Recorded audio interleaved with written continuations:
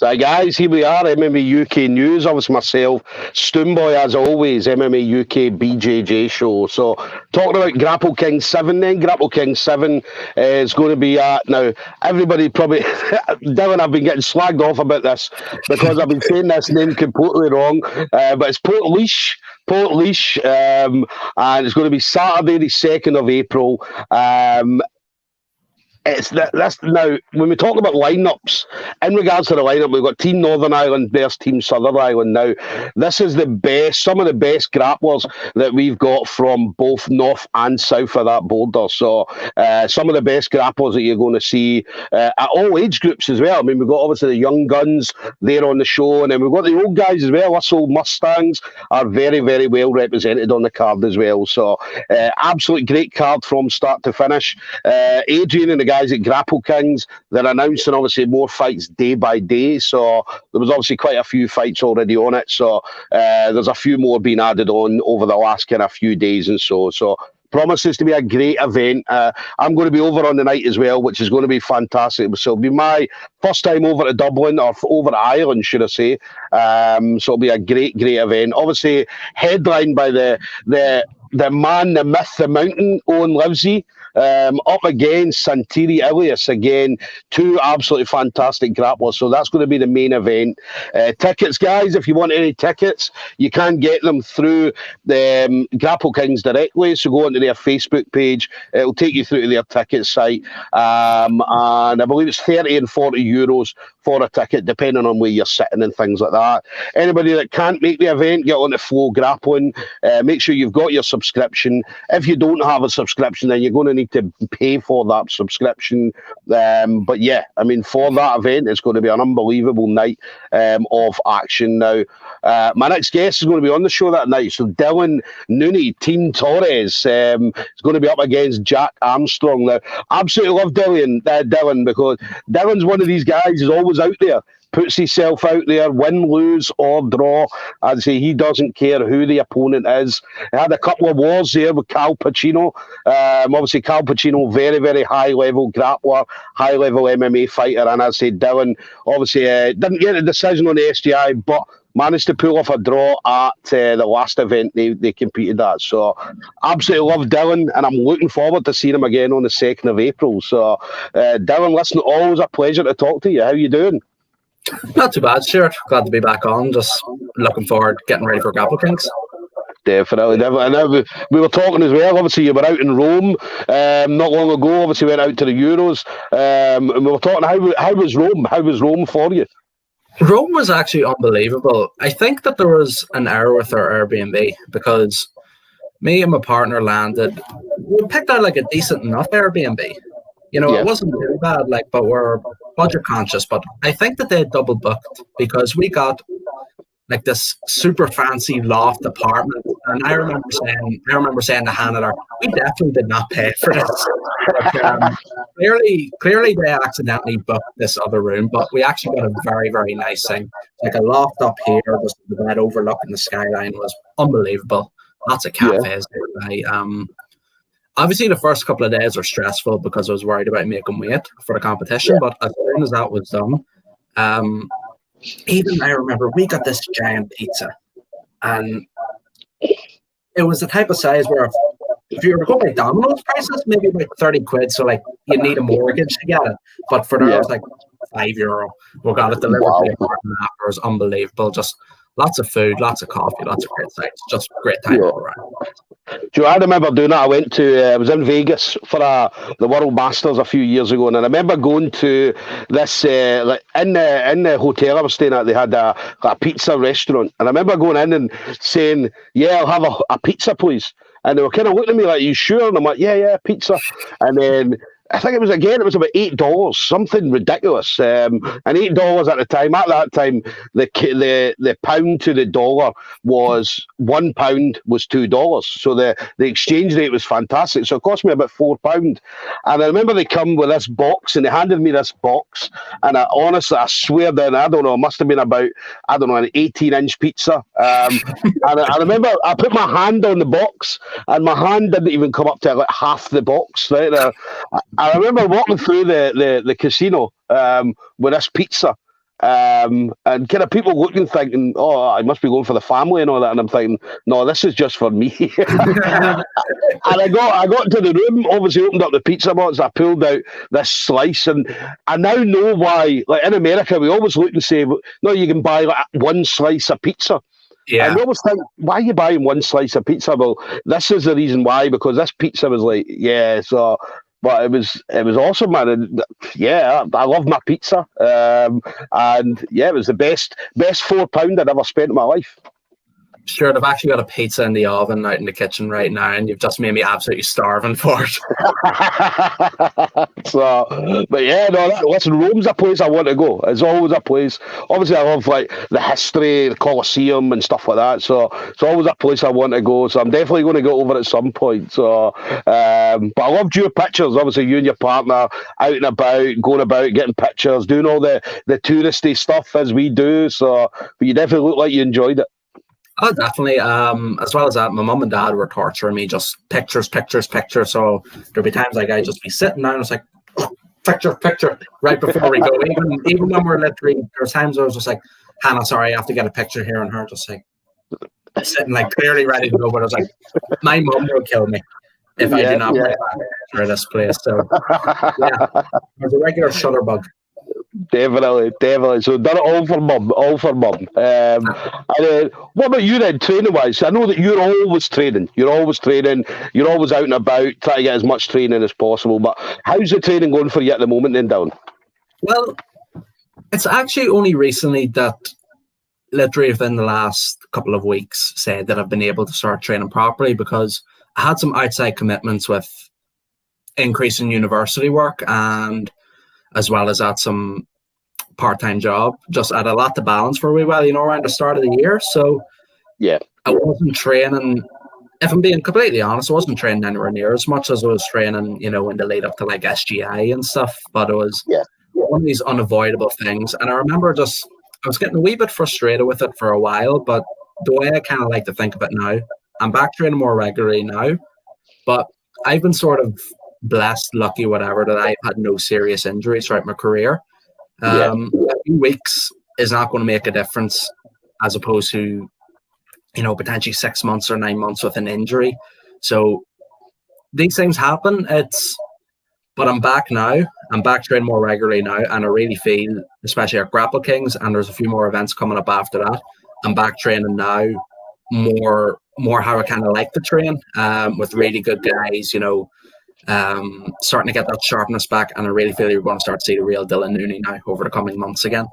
Yeah, well, that's one thing. Obviously, you mentioned not training as much as you would like to. But I mean, the fact that because the tail end of last year, obviously you were doing a lot of stuff. You were doing a lot of competition, so you were as close to competition ready as possible for most of these. So so it's not like even a couple of weeks off or a few weeks, maybe change in schedule wouldn't really affect you as much, because then you could just step back in and pick up from where you left off from, sort of thing.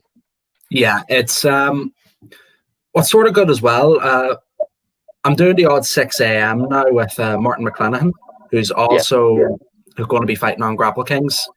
Our gym and his gym would be fairly friendly. There's no egos involved. They're very welcoming, the guys up at Newground. So whenever I'm up here in Belfast for work and university, it's been so great. I'm going to be able to get training with them in the mornings, as opposed to, if my only option was at my home gym, I wouldn't be able to train at all that day.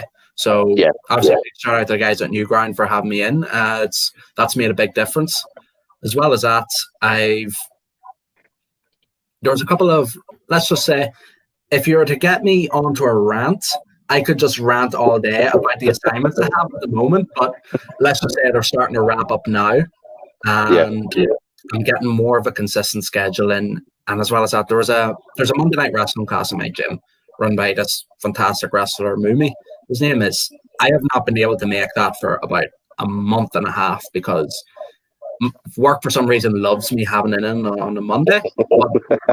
This is the first wrestling class I'm going to have had in about a month and a half, and I can't wait. I know I'm going to get slammed in the head, but I really feel like a new beginning, like back to normal for me. Martin's one of these people. Funny you mentioned Martin, because See, whenever I do, obviously, interviews and I build up interviews, and what the first thing I do, as you know, obviously, I go on Facebook, look for the person, find them, and then I'll drop the messages and stuff like that. I can't find Martin anywhere at all. So you'll need to say to him, Stoomboy's looking for you. Stoomboy's trying to hit you up. So he's on Instagram, right? I'll need to, do you know what? I'll need to look, because me being Instagram, it's for kids, mate. It's for the younger guys, right? Obviously, me being an older gentleman, let's say. So I'm still in the dark age, mate. I'm still in the Facebook age. So, but yeah, Martin, I'll need to hit him up. I'll need to try and find him on Instagram, and then hopefully get a chat with him at some point. So, and then what about Grapple Kings 7 then? So how did it come about for you then? Because do you know the thing with Grapple Kings? I mean, we talked about SGI. SGI, as you know, is massive for Scotland. You've got obviously Grapple Fest, massive for England, and then Grapple Kings, massive for obviously Ireland. You've got obviously Chaos in Northern Ireland, obviously under Andy Chapman and so on. So Grapple Kings 7, or Grapple Kings in general, is just a massive operation on flow grappling and stuff like that. So, yeah. I mean, how did you find out about your matchup then? So pretty much, Andy Chapman is actually one of the captains for the Northern Ireland squad. Yeah. So as soon as the opportunity came up to represent Northern Ireland, I messaged him, and I think it was within an hour, I got the name Jack Armstrong back. It was smooth sailing getting a match. As I say, I fought in a few of Andy's shows before, so it was clearly I'm doing something right that I was able to get a match offer that quickly. But yeah, I sort of had a feeling it would be against Jack because he's one of the more high-profile guys near my belt and weight in the country. So I remember running through my head. There was a few different names, and I was thinking it'll probably be someone like Jack. So it wasn't particularly surprising. But as I say, I'm willing to fight absolutely anybody. Like, I've never turned down a match. A couple of days before Andy's last one, I was supposed to have a guy, about my belt and weight and stuff. And 2 days before, I got changed to really good brown belt from Ashley Williams' gym. And I felt I actually put on a decent enough match in that, but it was there's just no hesitation. I'm willing to just scrap anybody. I don't care. It's the end of the day, it's a match. So it was pretty smooth getting matched up. Obviously, Andy and Adrian and the guys at Grapple Kings just literally like that, just getting everything set up, just a wee match photo and ready to go. Yeah. Just cannot wait. I've been to actually Grapple Kings before a couple of times, and it's just been unbelievable. So I'm pumped. Yeah. Well, you mentioned about fighting anybody. I mean, we talked about the two wars you had with Cal Pacino. So, I mean, a lot of people, because of who Cal is, obviously being like a kind of high-level MMA fighter and obviously high-level grappling and so on, a lot of people turned matches down with him, right? But obviously when it was therefore to you, you were like, yeah, no problem, let's do it. And then not just once, but then you're like, do you know what, fuck it, let's do it again, man. Yeah, it's honestly, irrespective of belt, I've fought and beaten brown belts and had good matches with higher belts in competition before. Cal is genuinely one of the best guys I've fought. He's very, very technical, and he's just like a truck on top of you. Like, I remember my last one trying to roll under, but he's a great team. Really, really nice guy. I'm actually, once sort of things settle down for the summer, I'm actually going to go over to Northeast for a few days, get in some training with him. And I actually fought a man from his gym as well, who's just unbelievable as well. I was just definitely training with him. But honestly, I feel Cal is one of the better guys in the UK. And I fought a lot of guys in the UK, irrespective of belt. He's up there. So I was glad to get another shot at him. I felt like I did better than my last match at SGI. I felt like I was able to be a bit more offensive and stuff. So, it was positives to take from it, really. Listen, we always love you coming over to Scotland. As I said, we always love seeing you. Do you know what I mean? As I say, you always put on a show. As I said, we're talking about win, lose or draw, man.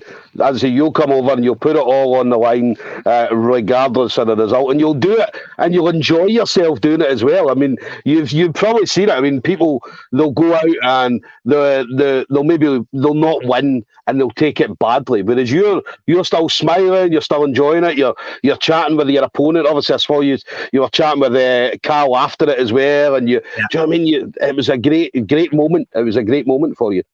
See, I used to be like that, start taking losses personally and all the rest. But at a certain point, I realized that I was just torturing myself. So at the end of the day, I just kind of, the way I like to think of it is I make a deal with myself when I go in to compete. No matter what's been going on the outside, if I go in for these 10 minutes and I honestly give it 100%, everything else is out of my control now. So there's no point in or hanging about it. The only time recently where I wasn't happy after I lost was the Europeans. Because to put it bluntly, I was smashing the guy and then just went for a double underpass too loose in the last 2 minutes and got triangled. But usually I'm 100% because I don't very often, I'm trying to say this bluntly, I don't often get smashed in matches anymore. I feel like I always put on a good show, or even if I do fight someone really good, and there's a guy I fought in the Emerald Cup a few weeks ago. He's Brazilian national champion or something, been trained since he was 7. I did my best, but he was just a wee bit of a skill level above me. I didn't mind that because we were both able to give 100%. But I just think there's no point stressing over it too much. At the end of the day, I was just like, even after the Europeans, I was just on smooth comp that night, and I was just, right, next weekend, just go again. Forget about it. Yeah. No, that's the good thing. I mean, that's the thing that gets a lot of people kind of, maybe if they leave Jiu-Jitsu, especially if you look at it, because you'll probably know as well, I mean, we've seen competitors, guys who are out competing all the time, and then suddenly they maybe have a few losses and then they give up Jiu-Jitsu. And you think, why? Do you know what I mean? And I've seen it happen a load of times over my 8 years in the game, and as you'll have seen it as well. But as I said, I got to a point, the same as you, I think my early blue belt, I put a lot into it, right? And I saw results. I think I'd went like 7 competitions in a row, 1 gold medals, and then I remember going to the World Masters and losing. And I took that really, really badly because I was like, do you know what? I could have done better. This could have happened. That could have happened. And then at that point, I was like, I don't want to compete again, right? Because it hurt me. It did hurt me. And then I got to a point where I was like, do you know what? Just go out and enjoy it. And then from then on, as I say, I was going out and we were going out and we'd be having a laugh. And I remember my coach always saying to me, like, you don't seem like you're getting ready for a competition. I'm like, why? This is fun, man. This is the fun part. The hard part you've done, just spending 4, 6, 8 weeks in the gym training. This is now the fun part. This is the bit that we've trained. This is the 5 minutes, 6 minutes, 10 minutes or whatever. So that's where I got to a point. I'd say it was midway through my blue belt when I'd got to a point I was like, do you know what? Fuck it. We're all going to lose at some point, right? So how do we take it? How do we take it after it? Yeah, there's no point doing it any other way, to be honest, I think. Yeah. And then what about you then? It does. I mean, I'd say there's do you know what I mean? Win, lose or draw, man, you're always going to enjoy it. You're always going to enjoy it. So, and then what about you? You mentioned obviously you got a few things potentially coming up this year. What's your plans for 2022 then, Dylan? I want to start building up. For me, I just want to start racking up competition results. I've got Grapple Kings. I think the week after that, I have a matchup at show Intergrapple in Nottingham. Shane Curtis is running it. So yeah. I just want to start getting active in the UK circuit again and hopefully build towards Grapple Fest. That's what I really want to do. And apart from that as well, the IBJJF is starting to come to Europe again a bit more regularly. So I want to start building my name in the IBJJF circuit. But honestly, I can say all this, I have all these goals and stuff. I'm honestly just like compete as much as possible and see what happens. I have those goals in mind, but that comes secondary to just sort of competing as much as possible, anytime, anywhere, anyone, and just enjoying it and using it to get better at jiu-jitsu, really. Yeah. And that's one thing about Dylan, guys. Anybody that obviously I know Dylan, and Dylan's one of these people that if somebody phones him on the Thursday and says, Dylan, do you know what, we've got such and such on Saturday, do you want it? And if he's not doing anything on the Saturday, then yeah, he's there. So he does not care. You just need to give him a couple of days, man, and then he'll be over. In fact, he'll probably do it in less than a couple of days. I mean, you can probably phone you now and be like, Dylan, what are you doing tomorrow at fucking 5 o'clock? Nothing. Do you want to come to Glasgow? Do you want to come here or come there? It's 6:20. If anyone's seeing this and wants a matchup at 7 o'clock, give me a text. I'll start warming up. Definitely. Give me a little bit of time to warm up, and I'm good. So a few neck rolls and I'm good. That's what I love about you. You're willing to put yourself out there against anybody at any time. And I'd say not many people in Jiu Jitsu that will do that. Not many people at all. So people say they would. People are out there like that, probably sitting watching this now saying, do you know what, I would fight anybody at any time, but nah, not at all. Not at all. So and then what about you? So obviously we've spoke before. We know the people that you always thank. So, but yeah, anybody you want to shout out to. So obviously your friends, family members, teammates, things like that. Honestly, who is best? First and foremost, my mum, my dad, my girlfriend, for always just being there to support. Who else? I'm just trying to make sure, because I actually forgot one of my coaches the last time, and I got such abuse. My coaches, Sebastian Torres, Eddie Salisbury, Cormac O'Hanlon, and Andrew McGahan, who's also going to be on Grapple Kings, as well as who else? Thanks to the guys at New Ground Jiu Jitsu for allowing me to come in when I'm in Belfast to get some extra training. Martin McClanahan, who I'm sure you'll finally get talking to soon, hopefully. I will get him. I'll get him. And there was somebody else, sorry.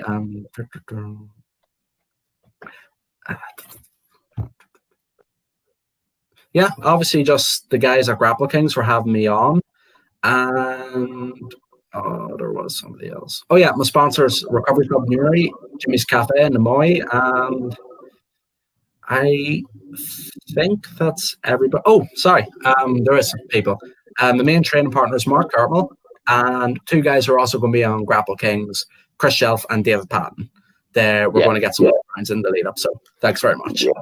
I think I've got Chris. I think I'm speaking to Chris on Monday as well. So we're going to get a chat. We had an absolute hilarious back and forward in the Messenger. So yeah, he's a funny guy. He is a funny guy. So we were talking about how long it's going to last for. So usually it's about 10, 15 minutes, depending on how chatty you are. He's like, it'll probably be done and dusted in like 2 minutes then.